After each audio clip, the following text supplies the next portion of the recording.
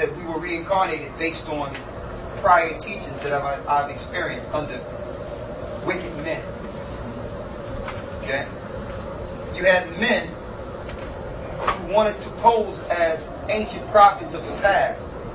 So because they wanted to pose as certain people, they brought in new revelation that reincarnation is existent so they can give themselves authority.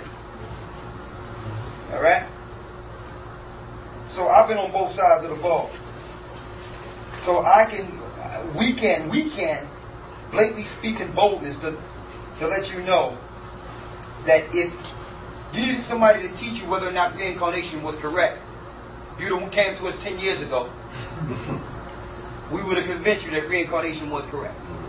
So we can teach it if you want us to. That's how we are in authority to tell you that it's absolutely incorrect teaching. And that comes from someone who believed it. And I thank the Most High that He showed me it was wrong. Get Hebrews 9 and 27. Let's read that.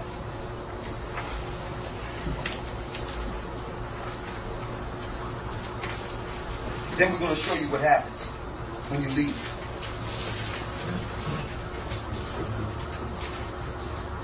Number 27? Yes.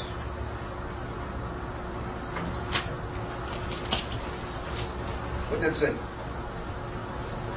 And as it is appointed unto men once to die. As it is appointed unto men once to die. Go ahead. But after this, the judgment. After this, the judgment. And the Lord is not the author of confusion. If you done came back 30 separate times, which soul is He going to judge on the day of judgment?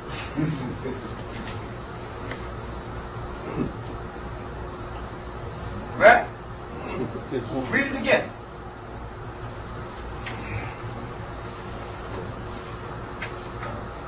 Nine and 27. Read that. And it is appointed. And it is appointed unto men once to die, but after this, the judgment. After that, the judgment. Go ahead. So Christ once offered to bear the sins of many. So Christ came here one time to bear the sins of many. That's it. Read on. And unto them look for Him shall He appear the second time without sin unto salvation. Okay, now I don't have to go through all the scriptures, but in the past I've seen men use the fact that the scripture says Elijah would come in the day of judgment. So you had people or brothers like Pharisees and scribes waiting for the spirit of Elijah. Mm-hmm. On the same token, because they were not spiritual, they didn't understand it wasn't talking about the Elijah. Right. It was talking about the position Elijah had when he was in the earth. Mm-hmm. The same way the scriptures tell you that David is going to come in a dreadful day. David is going to come and be our king. King David is not going to be our king. It was talking about the lineage or throne Christ would sit on. So it gives you names as positions in the Old Testament. And men fulfill those positions. That's why when Christ told him, you're looking for Elijah, Elijah already came. That was John. Mm-hmm. Because he came in the same spirit of the ancient Elijah. To prove that, when Christ was sitting there with the transfiguration, right, after John was already crucified, after he was already beheaded, you didn't see John next to Moses with Christ. You seen Elijah, Christ, and Moses. Right. So if John just got beheaded, and that was the last life, why wasn't Christ standing next to John? So that lets you know it's talking about position. When it talks in the Old Testament that this prophet must come. It's talking about the position the prophet was in. He would do the same thing. That's why it says in the scriptures, John came in the spirit of Elijah. Right. He wasn't Elijah. Alright? So it's appointed unto men once to die, after that the judgment. We're going to show you that when you die, it's profound quiet. We are not allowed to speak.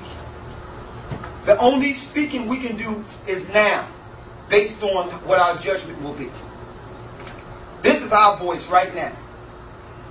It's going to show you when we stand before the Lord. The angel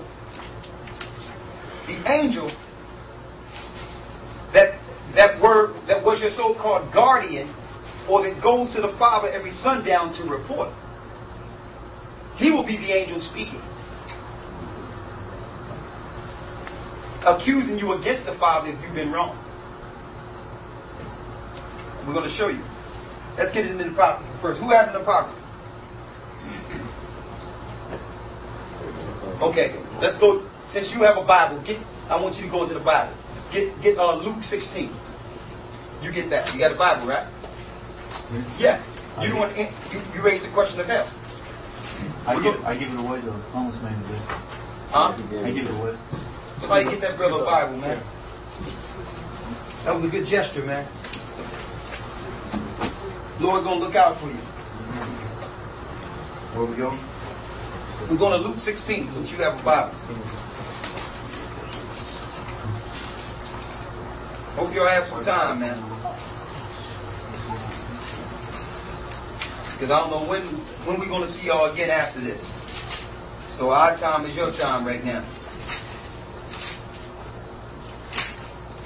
Luke 16. We're going to run them all down. 16 and what? We're going to start at 19. This is Christ.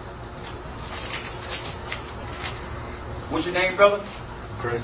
Chris? Okay, Chris. There was a certain rich man which was clothed in purple and fine linen, and fared sumptuously every day. And there was a certain beggar named Lazarus, which was laid at his gate, full of sores, and desiring to be fed with the crumbs which fell from the rich man's table. Moreover, the dogs came and licked his sores. And it came to pass that the beggar died, and he was carried by the angels into Abraham's bosom. The rich man also died and was buried. And in hell he lifted up his eyes, being in torments. And where? In hell. You lifted up his eyes, being in what? Torments. In torments. In torments. Right? So we know that Abraham showed righteousness in his life, so he was taken to where? The bosom of Abraham. That's a place, and we're going to show you that's a place. It's all in the center of the earth, both places. It's in the center of the earth where souls are held. Right? Read. And those that don't believe that this is a place, there's a place. I'm going to give you an example, sister. Sister, I'm going to give you an example. I want you to pay attention. Give an example. And we gave this example at a class the other night.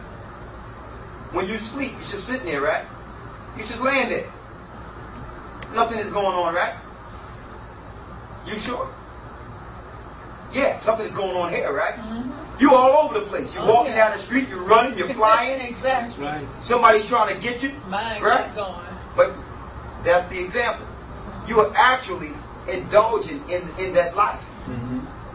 You're just not there permanently. When somebody wakes you up, when you get up, you come back. That's why it says to be dead as one that is asleep.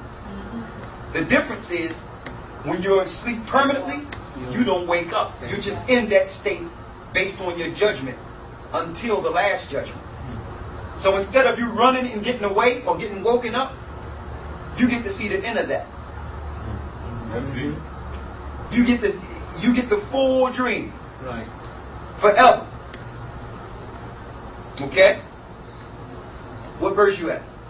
23. Read that. And in hell he lifted up his eyes, being in torments, and seeth Abraham afar off, and Lazarus in his bosom. Go ahead.